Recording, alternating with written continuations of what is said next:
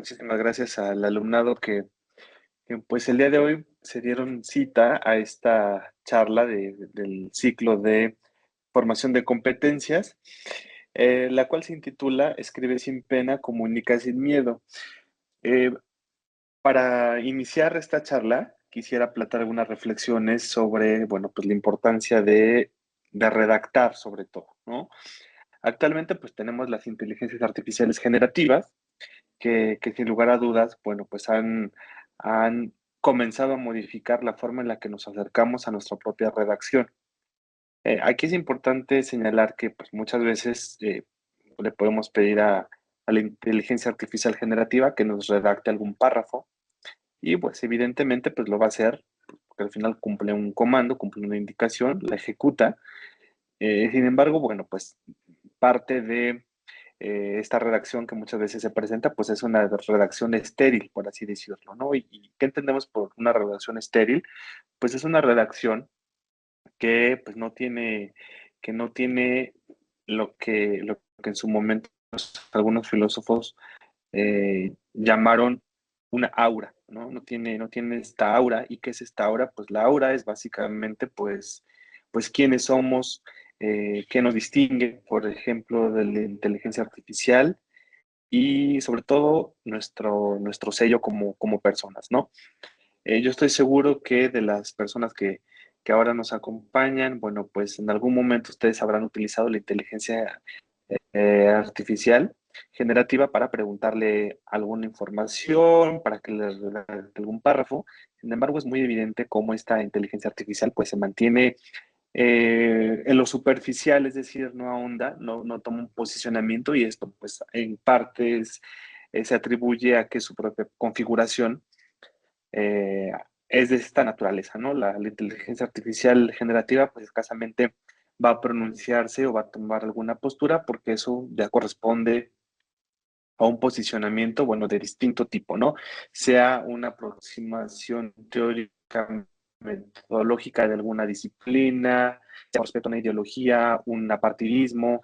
Entonces, bueno, pues ahí es cuando vemos y observamos que la inteligencia artificial, pues sí puede generar texto, sin embargo, no a nivel de un posicionamiento, pues aquí lo podemos ver a diferentes niveles, puede ser un posicionamiento pues ontológico, un posicionamiento axiológico, ¿no? Es decir, un posicionamiento de valores. Y bueno, pues aquí, ¿qué nos corresponde a nosotros como universitarios, universitarias? Bueno, pues capacitarnos, continuar capacitándonos en la redacción, porque al final, sea que ustedes se dediquen a la aplicación del conocimiento o a la generación del conocimiento, pues en ambos casos hay que redactar, ¿no? Sea un reporte o sea, por ejemplo, una investigación, ya mismo ustedes si se encuentran en los últimos niveles de su licenciatura, pues habrá que redactar sea una tesis, una tesina, un ensayo, un reporte, una bitácora, etcétera, una memoria. Entonces, bueno, pues en cualquier caso es importante redactar. Bien, a ver, quisiera preguntarle si alguien se anima a comentarnos de qué facultad nos están escuchando o qué licenciatura están cursando para encaminar un poco en esta charla. Igualmente, si no pueden abrir su micrófono, pues pueden escribir en el chat de qué licenciatura nos acompaña. Bien, entonces, en eso por un lado, con respecto a la inteligencia artificial y por qué la importancia de continuar capacitándonos y tomando cursos, asistir a charlas, a conferencias, a cursos de formación o como este que es de formación de competencias con respecto a la redacción, ¿no? De ahí la importancia. Ahora, ¿qué pasa cuando redactamos? Pues regularmente cuando redactamos, pues es inevitable tener este miedo a la hoja en blanco, ¿no? ¿Cuántas veces eh, nos hemos enfrentado a una imagen como esta, en donde pues, es una imagen muy icónica de Bob Esponja, de esta caricatura, en donde, bueno, pues Bob Esponja en el primer cuadro, en la izquierda superior, se encuentra redactando. Lo vemos desde una toma de su espalda, después en la toma de la superior derecha, bueno, pues vemos a Bob Esponja muy, igualmente muy entusiasmado que continúa redactando. en el último cuadro, en el tercer cuadro, en la extrema izquierda inferior, bueno, pues ahí vemos a Bob Esponja que de manera muy cómica está pegándole a la hoja con el lápiz y finalmente todo su esfuerzo para únicamente haber hecho, haber escrito la, ¿no? En español lo podríamos decir que es como la o el. Muchas veces sucede que nos encontramos ante esta situación. Es parte de un proceso natural, ¿no? Es parte de una formación y bueno, pues de ahí ya hay una primera lección que hay que saber. La redacción no se hace en un intento, ¿no? Para redactar, hay que redactar una vez, después hay que volver a leer lo que redactamos, hay que corregirlo, hay que volverlo a releer y a retrabajar, ¿no? Es decir, bueno, pues la redacción no es un trabajo en donde en una sola vez lo podamos realizar o concluir, sino más bien requiere de su tiempo y muchas veces en este momento en el que nos vivimos, perdón, en el que nos encontramos viviendo, pues muchas veces tiempo es lo que menos tenemos, ¿no? Sin embargo, bueno, como estudiantes es importante saber que pues la redacción requiere su tiempo y hay que hacernos el tiempo, por ejemplo, para investigar y documentar, por ejemplo, si vamos a escribir nuestra tesis, bueno, pues hacer nuestras anotaciones, redactar, corregir, referenciar de manera correcta de acuerdo con el estilo de citación que se nos solicite, etcétera, ¿no? Entonces, bueno, pues es importante saber que la redacción no se logra en una sola sentada, ¿no? Hay que trabajarlo y retrabajarlo y retrabajarlo y regresar una y otra vez al mismo texto. Bien, esto como una pequeña introducción. Y bueno, pues entrando en materia, ingeniero Alex, no sé si hay alguien que nos haya compartido de qué espacio académico nos están escuchando o qué licenciatura están cursando. No nos compartieron por el chat, pero se encuentran alumnos de nivel medio superior y también de estudios profesionales, de la Facultad de Derecho, Plantel Cuauhtémoc, Ok, entre otros. muy bien. Bueno, gracias. Gracias por la precisión. Bien, sin importar si están en el nivel medio superior o si están en estudios profesionales, bueno, pues en cualquiera de los dos casos siempre hay una aversión a la redacción, ¿no? Una aversión, un miedo a redactar. ¿Y por qué es que muchas veces tenemos este miedo a la redacción? Bueno, pues hay diversos factores. Eh, Puede ser, por ejemplo, y los voy a leer. Uno puede ser el miedo a enfrentarse a la hoja en blanco, ¿no? Muchas veces el simple hecho de saber que tienes que redactar y también que sabes que vas a estar frente a una hoja en Word blanca o en una hoja en papel blanco, bueno, pues eso genera mucho estrés, es parte del proceso, ¿no? Otra de las cuestiones por las cuales nos cuesta trabajo redactar es porque, pues, no hemos tenido la suficiente formación y todavía no nos queda muy claro que no es lo mismo hablar que escribir. Podría parecer una verdad de perogrullo, es decir, podría parecer que esto todo el mundo lo sabe. Sin embargo, cuando nos ponemos a escribir, nos damos cuenta que efectivamente yo puedo estar hablando ahora, como lo hago, pero en el momento de redactar, tengo que organizar mis ideas, tengo que escribir con oraciones simples y que entre ellas estén conectadas y sean coherentes, lógicas y que defiendan una tesis, ¿no? O que defiendan un planteamiento o una idea.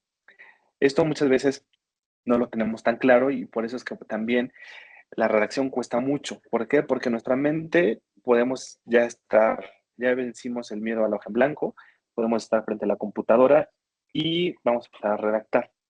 Entonces, ¿qué va a suceder? Bueno, pues sucede que empezamos a redactar y pues gran parte de nuestra redacción, ahora sí que como muchas veces el alumnado dice, pues es que yo escribo como hablo, ¿no? O sea, tú vas escribiendo como tu mente está pensando porque estás pensando de la forma en la que hablas. Sin embargo, bueno, sabemos que es distinta la comunicación escrita que la comunicación oral.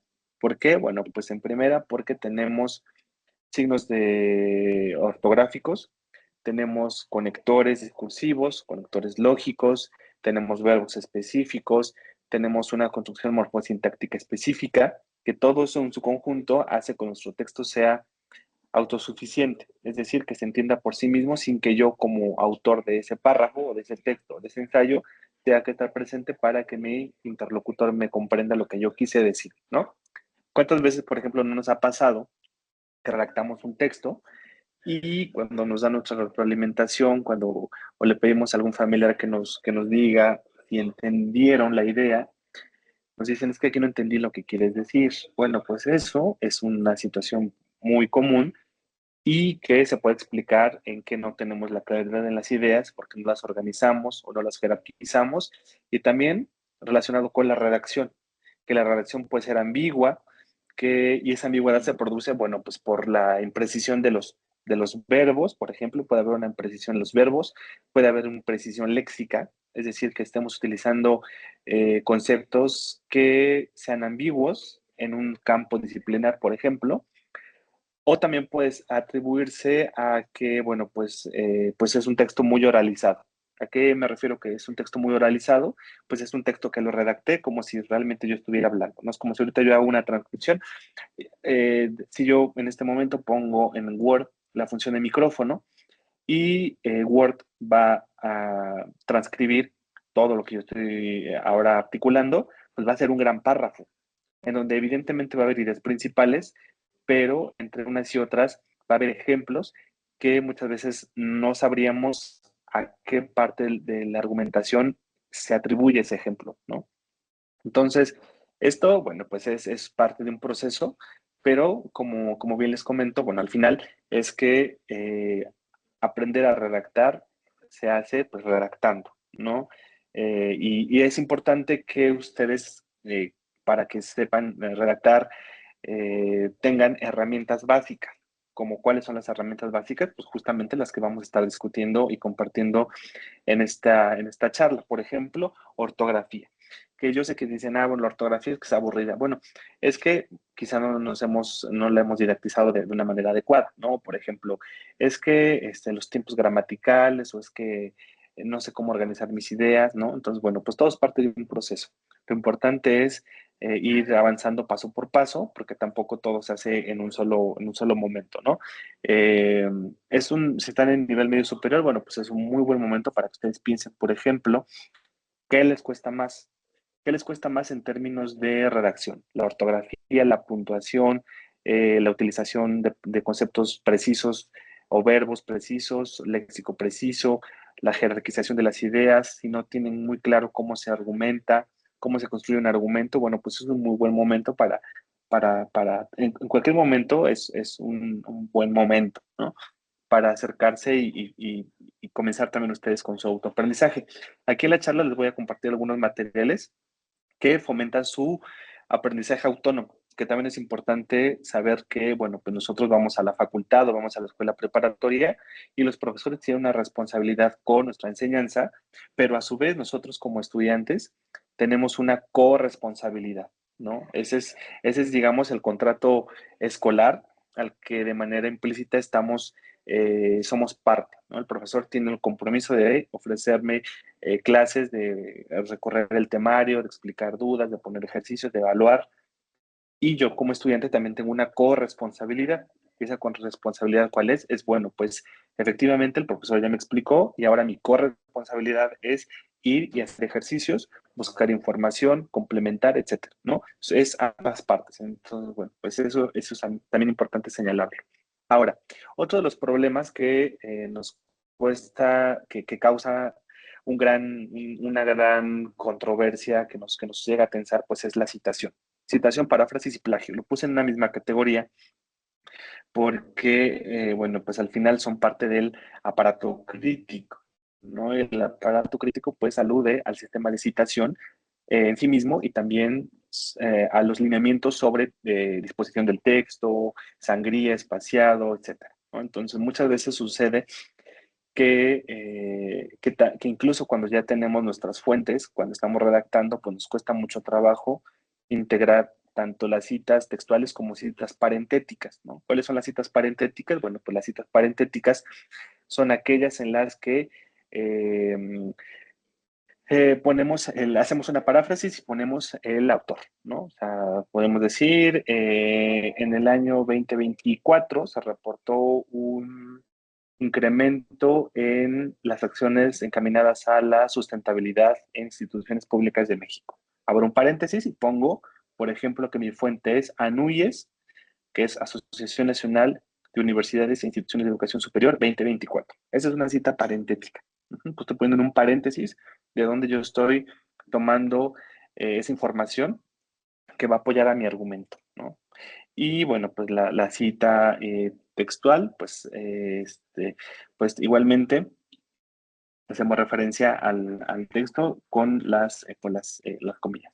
Bien, entonces son algunos aspectos, citación, paráfrasis y plagio, las que también algunos elementos nos están ahí causando problemas, pero bueno, todo se puede resolver, ¿no? La citación, pues hay que observar cuáles son los lineamientos de citación de acuerdo con el aparato crítico. Por ejemplo, puede ser APA, o puede ser Chicago, puede ser Harvard. Hay diferentes sistemas de citación. Regularmente en la universidad, de manera general, se cita con APA, pero hay algunas disciplinas que citan de acuerdo con el campo, ¿no? Por ejemplo, los historiadores prefieren Chicago o prefieren MLA, por ejemplo, ¿no? Entonces depende. Pero en general, de lo que se ha observado, pues es que el alumnado pues tiene todavía algunas dificultades con respecto a la citación, la paráfrasis y el plagio. Bien, asimismo, tenemos una ausencia de una metodología para estructurar los textos, ¿no? O sea, muchas veces también sucede que en nuestras clases vemos qué es una síntesis, qué es una reseña, qué es un ensayo, qué es una disertación, etcétera. Pero quizá lo vemos como concepto, ¿no? ¿Qué es un ensayo? Ah, pues un ensayo es es un documento en el que la persona exhibe un punto de vista, ¿no? Y ya te quedaste la definición de qué es un ensayo. Pero nos falta dar el pasito al cómo hacer un ensayo y hacerlo y equivocarse y que me corrijan y aprender y volver a intentarlo, ¿no? Es decir, necesitamos superar como estos pasos, ¿no? O sea, sí es importante que yo sepa qué es un ensayo, pero más que sepa qué es, más bien cuáles son sus partes, qué se defiende, qué se dice, ¿no? Y también ahí cuál es mi posicionamiento y cuál es mi voz. Siempre es importante que ustedes consideren que todo tipo de documento escrito tiene un posicionamiento de la persona que escribe. Por ejemplo, en una síntesis, pues hay un posicionamiento muy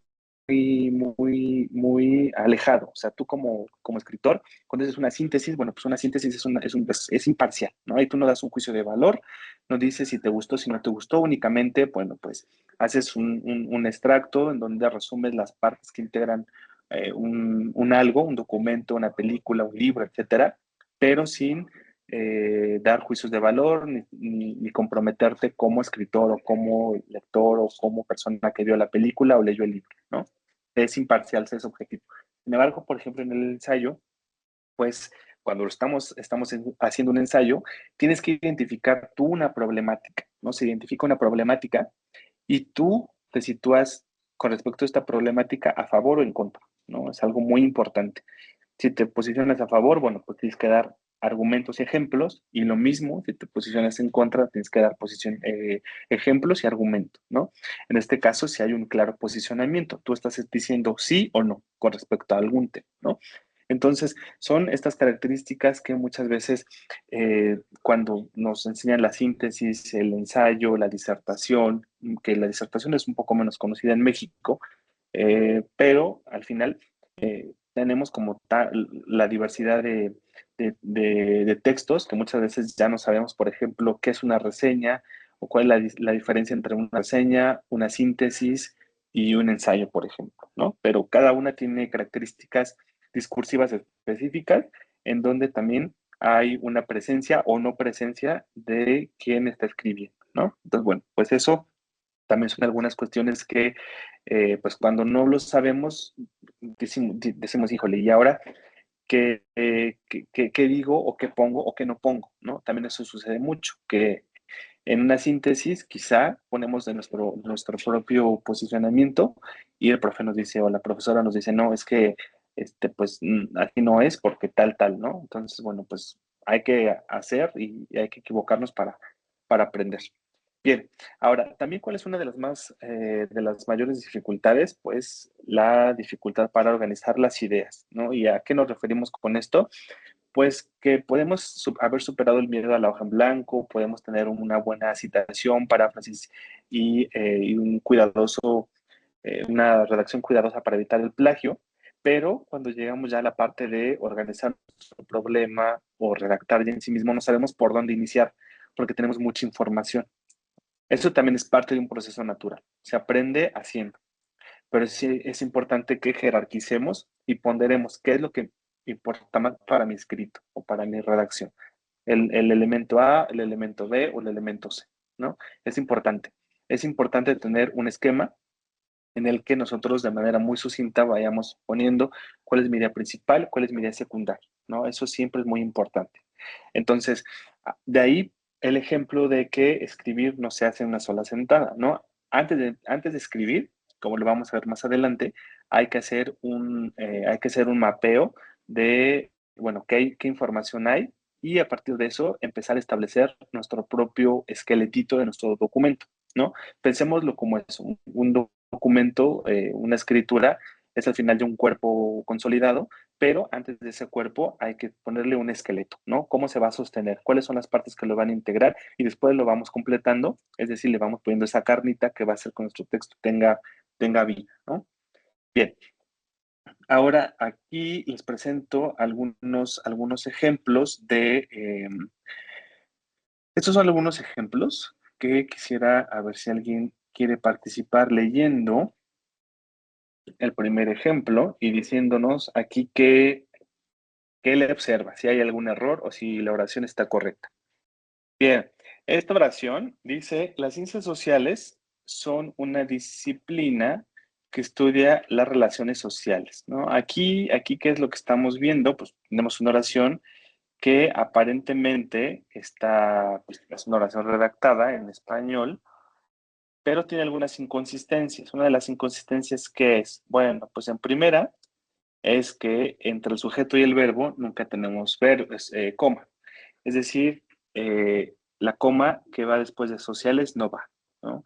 Es muy común este error de poner una coma después del sustantivo, entonces no se debe hacer, ¿no? Poner una coma no se debe hacer. Las ciencias sociales son directamente, ¿no? No ponemos coma entre el sujeto y el verbo. Ahora, otro ejemplo. No vamos a decir el perro, coma, ladra. Eso es un gran error, ¿no? Entre el sujeto, que en este caso es el perro, y el verbo, que es ladra, nunca va una coma, ¿no? Es algo importante que necesitan saber, porque muchas veces, bueno, pues cuando ya estamos redactando se nos llega a escapar y ponemos coma entre el sujeto y el verbo, y es uno de los grandes errores de la gramática en español, ¿no? Este ejemplo también tiene un error de ortografía porque disciplina va con SC, ¿no? Son una disciplina que estudia las relaciones sociales. Entonces, bueno, la segunda, la que está con verde, pues es la correcta. Ahora tenemos esta otra oración. Bien, esta dice, en la investigación hubieron problemas metodológicos, dice. Aquí, ¿cuál es el fallo? Bueno, pues evidentemente esta oración es incorrecta y tiene que ser en la investigación hubo problemas metodológicos, ¿no? Aquí, bueno, pues hay que recordar que el hubieron no existe, más bien es una forma impersonal. En este caso, hubo es la forma adecuada, la forma gramaticalmente correcta, porque hubieron no existe, es una eh, regularmente es que las personas suelen utilizarlas y bueno, no existe hubieron, es hubo. En la investigación hubo problemas metodológicos, ¿no? Es un error bastante frecuente. Entonces, es correcta. Y finalmente, objetivo, investigar cómo ha sido o por qué se ha potenciado la situación, ¿no? Esta es una oración que también, bueno, pues la vamos a clasificar como, pues, incorrecta, efectivamente. ¿Por qué? Bueno, porque tiene algunas inconsistencias. Una de ellas es el uso abusivo de mayúsculas. Por ejemplo, el cómo, pues no lleva mayúscula, porque no es nombre propio. Y también en ese cómo le hizo falta el acento. Cómo ha sido, y aquí ojo con ese AH porque Es muy común también en la redacción universitaria eh, colocar ha sido o ha dicho o ha enviado como AH, ¿no? AH es una interjección, no es la conjugación correcta del verbo haber. Como ha sido es HA, es la forma correcta de la conjugación. Cómo ha sido o por qué. Y también hay algunos errores con respecto a la diferencia entre por qué y por qué, ¿no? Son tres que regularmente se confunden bastante. Entonces, bueno, pues ahí hay que tener atención. Igualmente se ha potenciado, ¿no? Entonces, ojo con el AH, es una falta de ortografía recurrente en estudios superiores y también de nivel medio superior.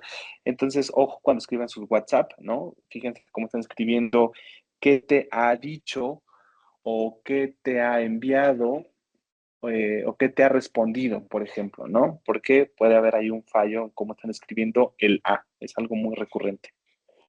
Potenciado va con C y situación S en lugar de S es C con acento en la O, situación.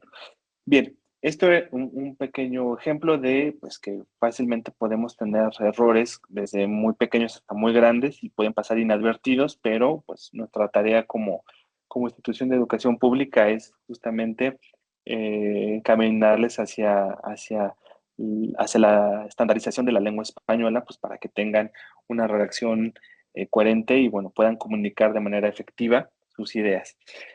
Bueno, esta me la voy a emitir. En este caso, bueno, pues nada más aquí pensar en que pues todo texto comunicativo tiene una intención y también eh, todo texto tiene una finalidad, tiene también un interlocutor, ¿no? Nosotros cuando estamos redactando siempre hay que pensar y esto, bueno, pues hay algunos teóricos que lo hablan así, tu lector ideal, ¿no? Tú quien quieres que lea o cuando tú estás leyendo, escribiendo, redactando, a quién es la persona que te va a leer, ¿no? ¿Cuáles son sus características? Y eso también ayuda mucho a la redacción, en cómo nosotros vamos hilando las ideas y también cómo lo vamos contando, por ejemplo, ¿no? Imaginarse al lector ideal. Bien, aquí ustedes pueden escanear este es un recurso totalmente disponible en línea, es la nueva gramática de la lengua española.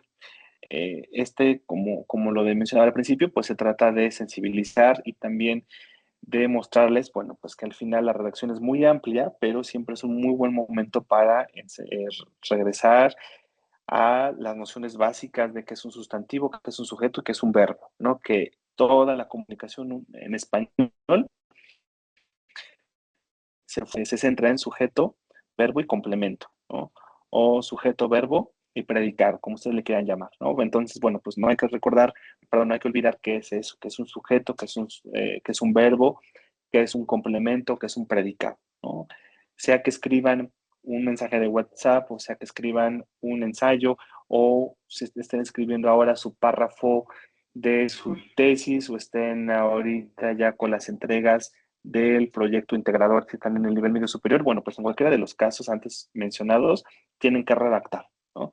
Entonces, bueno, pues si tienen dudas específicas sobre complemento de objeto indirecto, complemento de objeto directo, complemento circunstancial, tipos de verbos, verbo infinitivo, gerundio, participio, conectores, etcétera, etcétera. Bueno, pues sin duda, un ojo a la nueva gramática de la lengua española nunca está de más, ¿no? Además de que es en línea, pues podemos fácilmente ingresar lo que queremos buscar, que es un verbo, ¿no? Por ejemplo, que es una preposición, y rápidamente se despliega la información. Entonces, si escanean el código QR, pues van a tener el acceso al, al, el acceso a la Real Academia Española, en donde pueden consultar la nueva gramática de la lengua española. Bien, y bueno, pues también aquí únicamente para no dejarlo desapercibido, para que no pase desapercibido, pues los signos de puntuación, ¿no? Los signos de puntuación son esenciales para redactar, para que nuestro mensaje sea claro y que llegue como nosotros lo pensamos en nuestra mente, ¿no? Aquí, bueno, pues de manera muy ilustrativa, tenemos pues el signo, es el punto, marca el final de una oración, También se usan abreviaturas, por ejemplo, la coma separa elementos en una lista, frases o ideas dentro de una oración. El punto y la coma, una oración de relacionadas pero independientes, separa elementos complejos en una lista que ya contiene comas. Los puntos introducen numeraciones, citas textuales, ejemplos o explicaciones. Signos de interrogación enmarca preguntas directas. En español, por ejemplo, se usan tanto al inicio como al final de la pregunta. Nosotros hemos tenido una influencia muy amplia del inglés de Estados Unidos, entonces regularmente es que únicamente ponemos signos de interrogación al final, pero en textos académicos es importante poner tanto el que abre como el que cierra, tanto de los signos de interrogación como los de exclamación. Los puntos suspensivos pues indican una pausa, una duda o suspenso. Los paréntesis encierran información complementaria o aclaratoria que podría omitirse.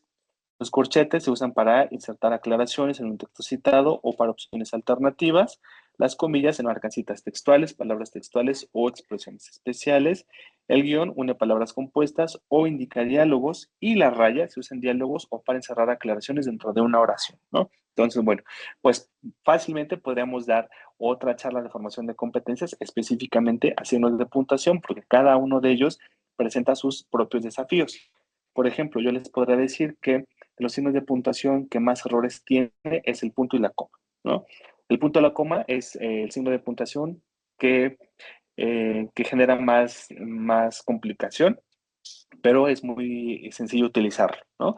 Entonces, bueno, pues si no recuerdan cómo se usa el punto y la coma, bueno, pues pueden regresar a la gramática, echar una ojerita a qué dice sobre el punto y la coma, qué implica la coma, el punto y la coma para la redacción. Y también algo que es muy importante que les mencione es que regularmente es que en primaria o en secundaria nos decían que la coma, cuando estábamos leyendo, nos decían, cuando ves una coma es una pausa porque la coma te sirve para respirar, ¿no?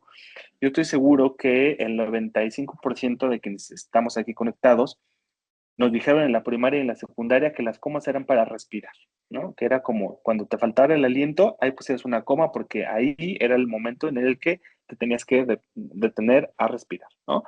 Este es un falso mito. Las comas no sirven para respirar, ¿no? Las comas tienen una función distinta a la que muchas veces se nos enseñó, ¿no? La coma efectivamente sirve para hacer pausas, pero no para respirar. O sea, la pausa es, sí, para hacer pausas entre los elementos, entre las frases o las ideas, y también muchas veces bajo la idea de que las comas sirven para respirar. Por eso es que tenemos párrafos enormes. Pues claro, porque como ponemos comas y comas y comas y no utilizamos puntos, puntos y apartes, puntos y comas, dos puntos, bueno, pues un párrafo tenemos párrafos, por ejemplo, en donde en el párrafo solamente hay una oración. O sea, desde que inicia el párrafo hasta que termina, no hay otra cosa que no sean comas y comas y comas y comas entre las ideas, ¿no? Ese es un gran problema. Entonces, bueno, pues es importante que lo sepan, las comas nos sirven para respirar, ¿no? Nos sirven, tienen otras funciones. Tienen funciones discursivas y lingüísticas, pero no nos sirven para respirar.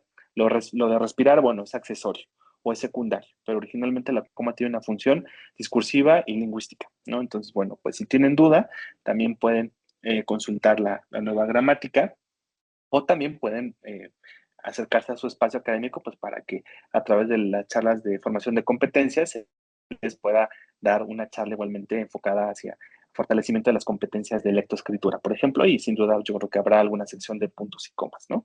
Bien, ahora, este es un ejemplo que les presento.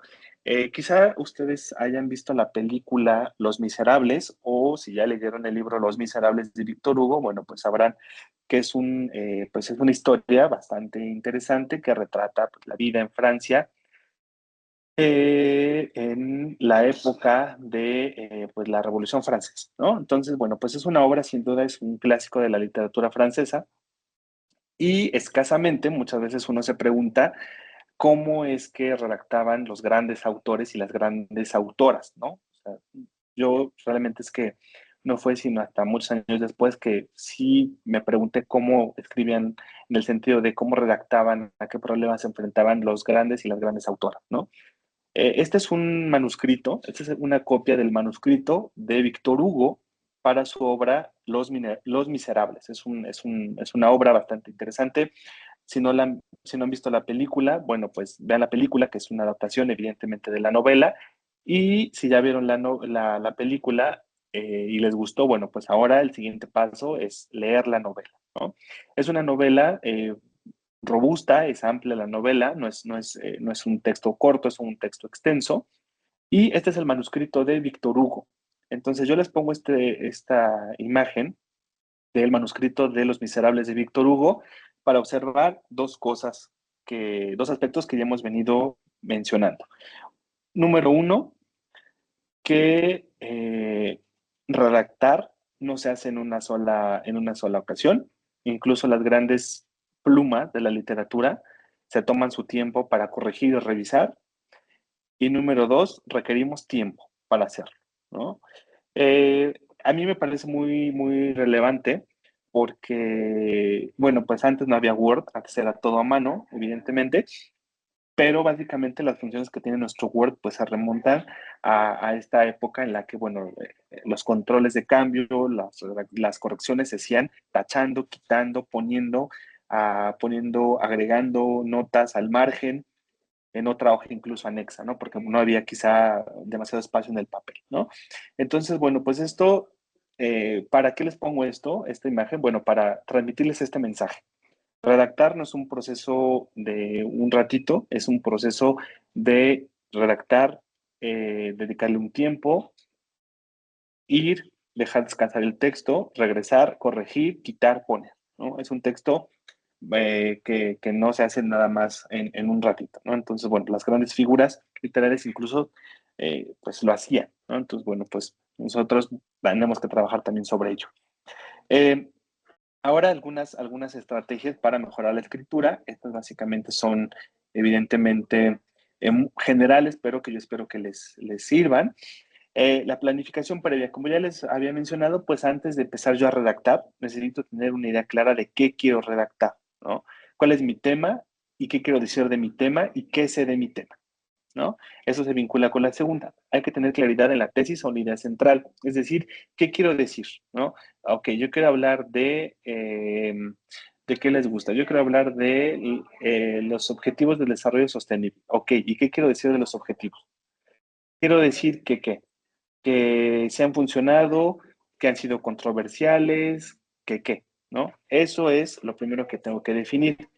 Después tengo que tener una estructura de párrafo sólida, es decir, tengo que tener párrafos con oración temática, ¿no? Si yo ya estoy hablando de los objetivos de desarrollo sostenible, bueno, ¿y qué voy a hacer con mi tema, ¿no? Los objetivos de desarrollo sostenible son 17, entonces, ¿qué hago?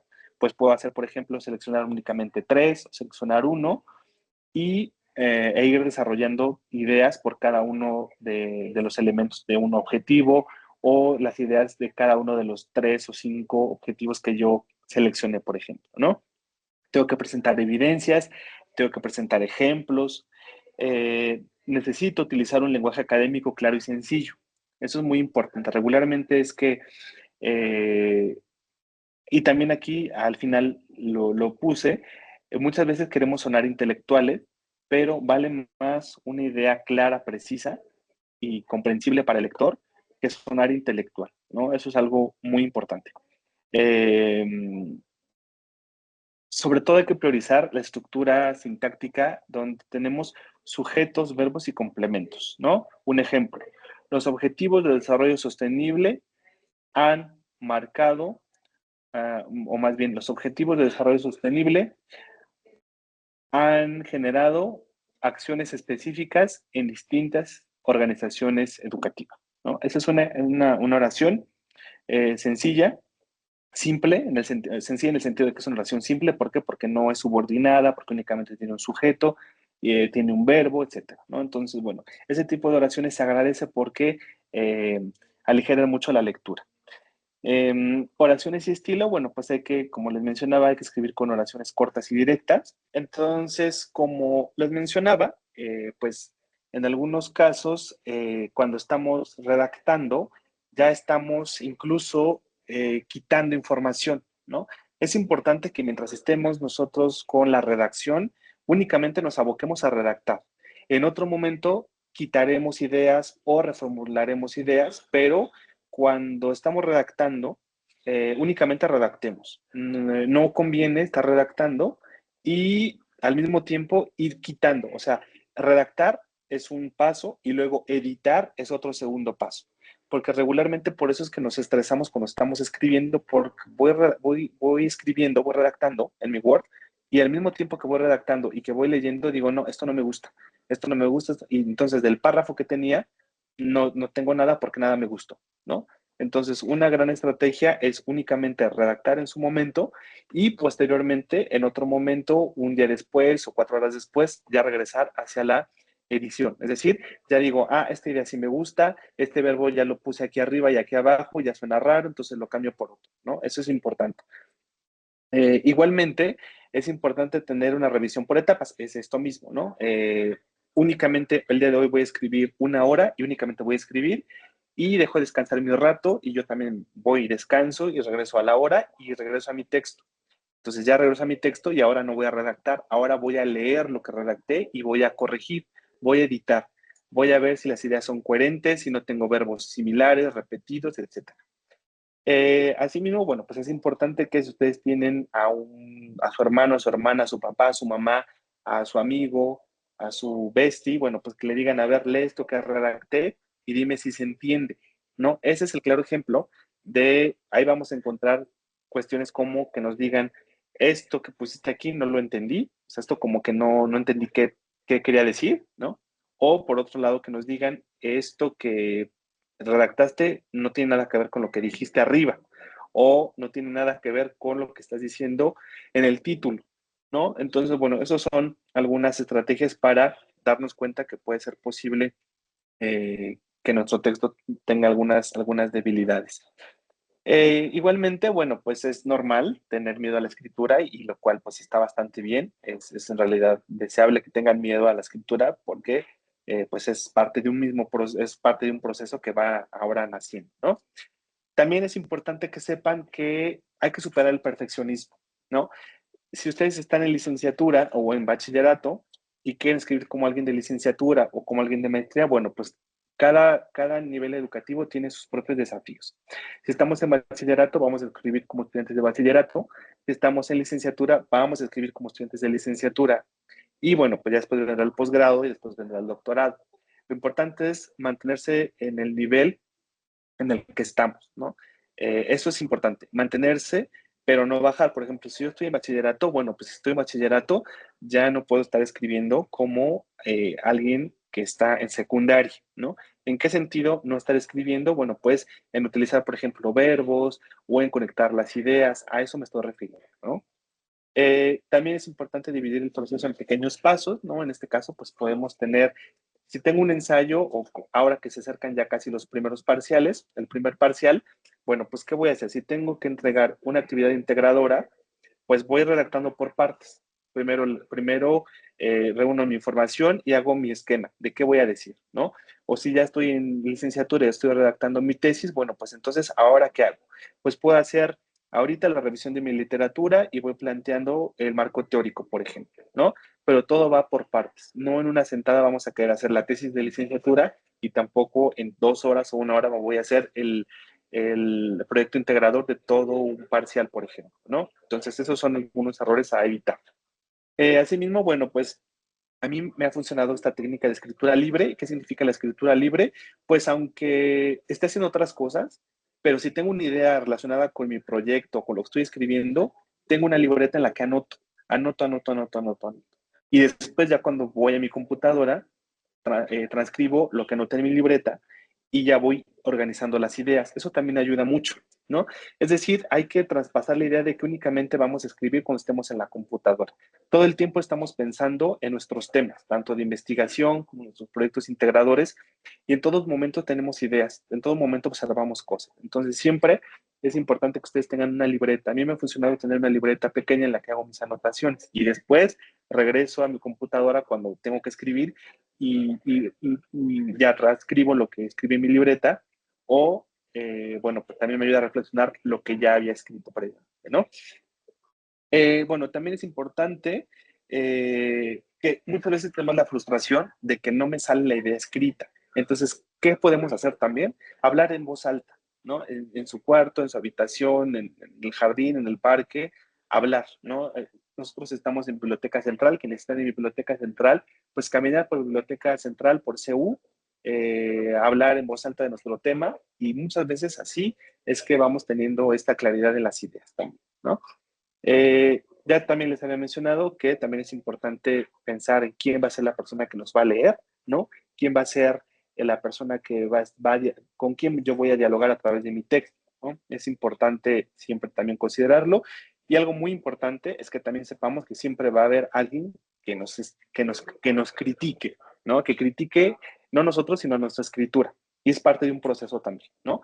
En realidad es que, pues esto es normal, porque si no hubiera personas críticas, pues no habría, en primer lugar, crítica literaria, por ejemplo, y tampoco habría un avance en las disciplinas, ¿no? Porque justamente cuando va avanzando la disciplina es porque especialistas van haciendo críticas a textos publicados, ¿no? Entonces la crítica es un proceso natural, es normal, y nosotros como universitarios y universitarias estamos formándonos y somos capaces justamente de enfrentar la crítica no como una afrenta o no como una agresión, sino más bien como un paso hacia la creación de ideas y el entendimiento mutuo, ¿no? Que creo que es algo como que muchas veces no lo vemos así, más bien lo vemos como eso, como una afrenta, como una violencia hacia nuestras ideas, cuando tiene que ser de otra manera, ¿no?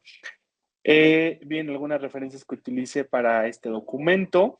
Y bueno, nosotros, la Dirección de Apoyo Académico a Estudiantes, se encuentra en Biblioteca Central. Estamos nosotros en CU, en el segundo piso.